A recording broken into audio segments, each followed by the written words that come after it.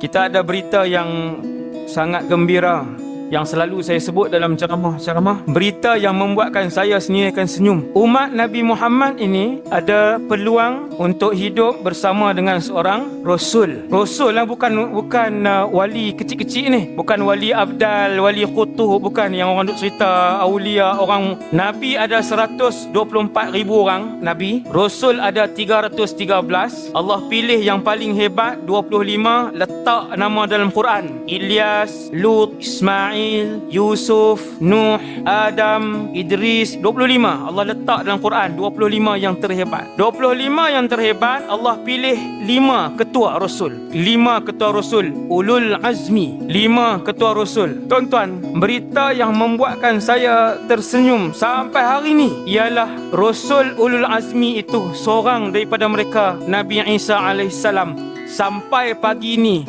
masih hidup di langit dan akan turun satu hari nanti. Tak perasan? Subhanallah. Dia hidup turun 5 minit Ustaz? Bukan. 40 tahun. Roh dia kot Ustaz? Bukan roh. Roh dan badan. Maksudnya kalau Nabi Isa satu hari nanti mai kuliah di masjid, maka dia akan duduk di meja ni, duduk sebegini. Contoh.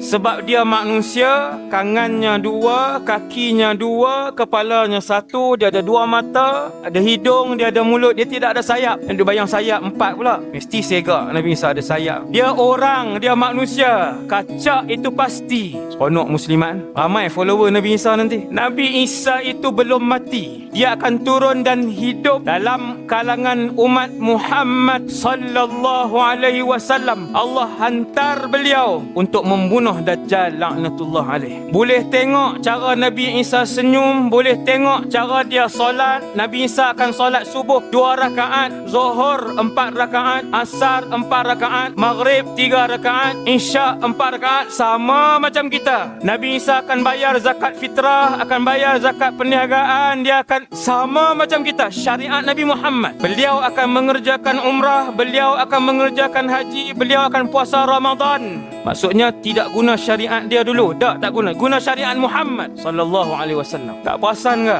Masya-Allah. Tuan-tuan boleh tengok macam mana dia bangun, macam mana dia duduk, macam mana dia masukkan makanan, macam mana dia istighfar. Alaihi salam Isa. Tak seronok lagi. Tuan-tuan dengar Nabi Isa di Mekah, di Syria. Contoh, takkan kita nak duduk di sini? Takkan kita nak benakkan diri kita duduk main PUBG lagi? Nak benakkan diri kita galik main Mobile Legend lagi? Macam main je Ustaz. Saya pun tak pernah buka game tu. Saya pun tak tahu orang sebut. Saya sebut je lah. Subhanallah. 40 tahun dengan seorang Rasul. Tuan-tuan tahu Nabi Isa ni di mahsyar nanti, ketika Nabi Adam sebut aku dulu buat salah, pergi kepada orang Nabi lain. Ketika Nabi Ibrahim sebut dulu aku melakukan beberapa kesalahan. Ketika Nabi Nuh alaihissalam sebut dulu aku ada buat salah, aku tak boleh bagi syafaat. Ketika orang ramai pergi ke Nabi Isa, walam yadhkur dzamban, Nabi Isa tidak menyebutkan dosanya. Dia hanya sebut pergi kat Nabi lain. Dia tak sebut dosa dia. Tak ada kesalahan. Seolah-olahnya begitu. Alaihi salam. Muslimat mesti tanya, Ustaz, kalau 40 tahun takkan tak berkahwin? Jawapan dia, berkahwin dan beranak pinak. Masya Allah.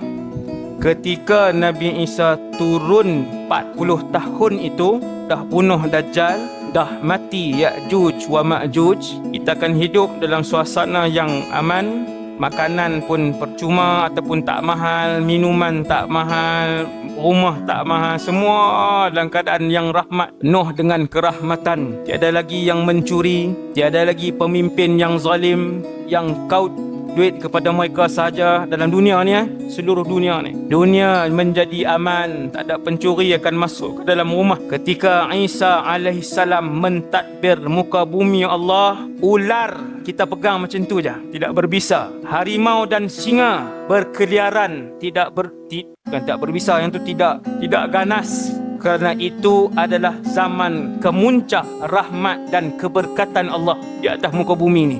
Seronok? Seronok. Alhamdulillah. Cuma nak sampai ke zaman seronok itu, nak kena tempuh zaman Dajjal. Yang tu yang takut. Nak tempuh zaman Dajjal.